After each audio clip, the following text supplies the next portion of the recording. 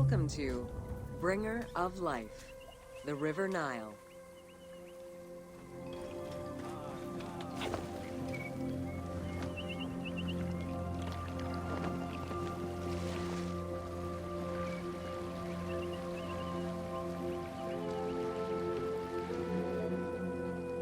The ancient Egyptians called the dark fertile soil of the Nile the Black Lands, and the surrounding desert was referred to as the Red Lands. The dramatic difference of productive land opposed to barren desert had a deep influence on cultural ideology, mythology, and religion.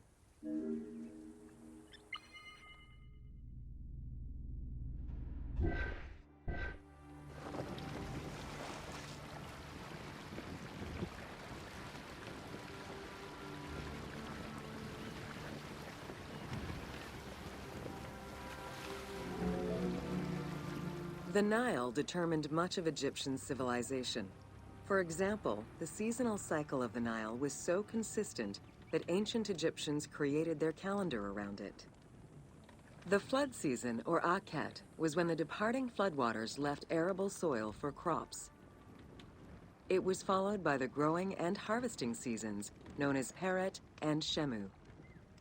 These regular seasons, along with abundant wildlife and rich soil, meant that Egypt's denizens were able to nourish themselves and ensure their country's strength in trade.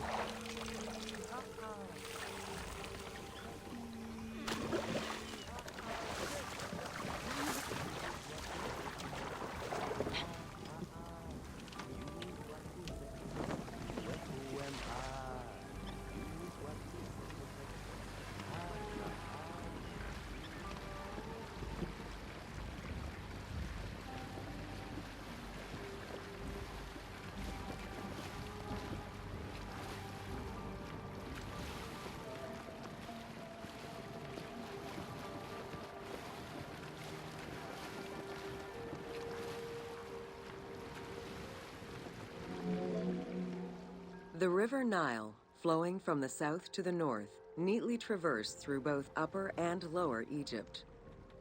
All of Egypt's major cities were built along this narrow ribbon of life. Protected by mountain ranges and deserts which acted as natural barriers to enemies, and sustained by the Nile's plants and wildlife, Egyptian civilization enjoyed economic and cultural prosperity for over 4,000 years.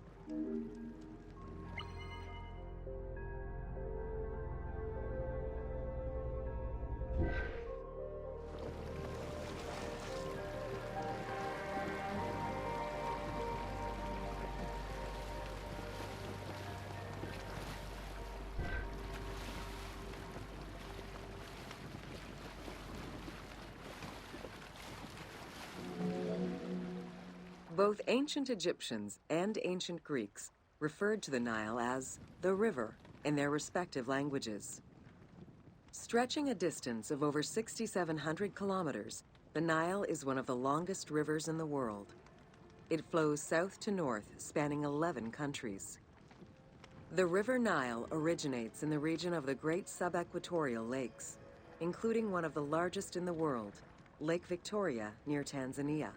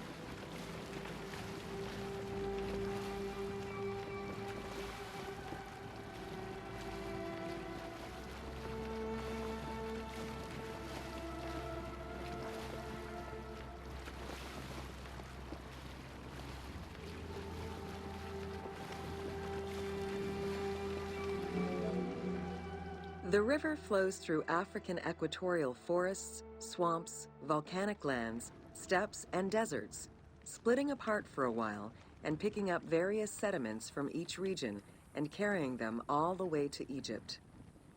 Its main artery, known as the White Nile, rejoins with the Blue Nile in Khartoum.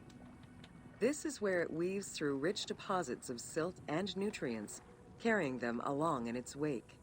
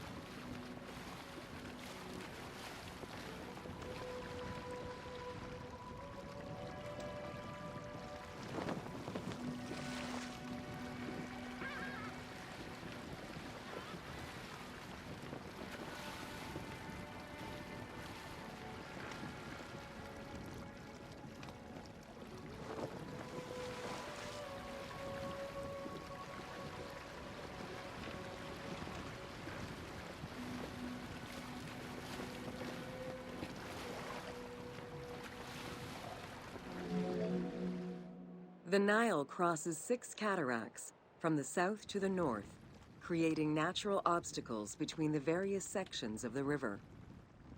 The cataracts are long zones of about 100 kilometers, where the bubbling and rapidly swirling waters advance tumultuously amid enormous heaps of rocks and benches of hard stone.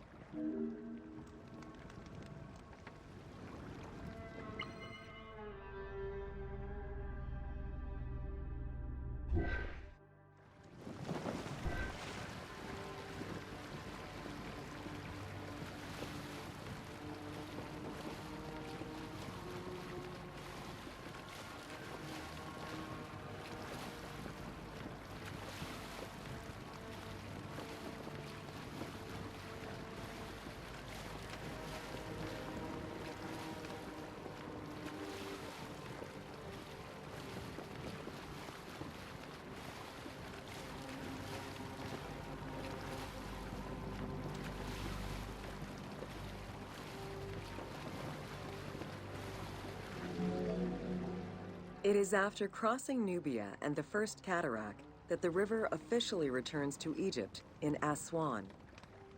There are still 1,000 kilometers before it reaches Cairo and the Delta, bringing life to those living on its shores before it eventually empties into the Mediterranean Sea.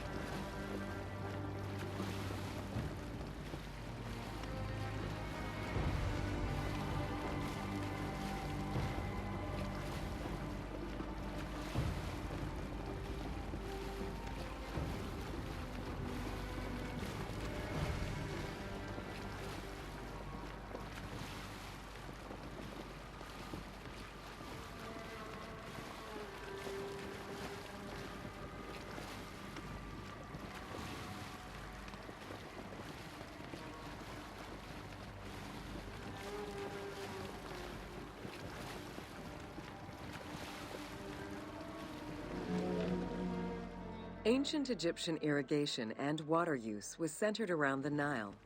However, they also had access to streams and rivers, as well as several large lakes. The delta, situated at the north end of the Nile, also known as Lower Egypt, is a large irrigated area where the river splits into several tributaries.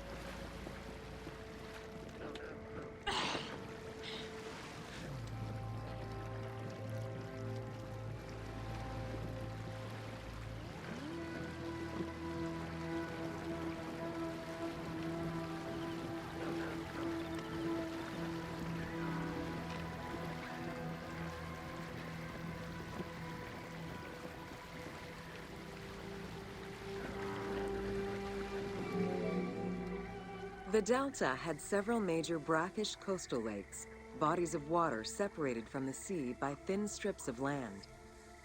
A mix of deep to shallow waters, salt swamps, and sand plains, these lakes were refuge to a wealth of species, as well as water and land plants. The occasional bandit could also be found sheltering within the denser reeds, waiting for the unwary traveler.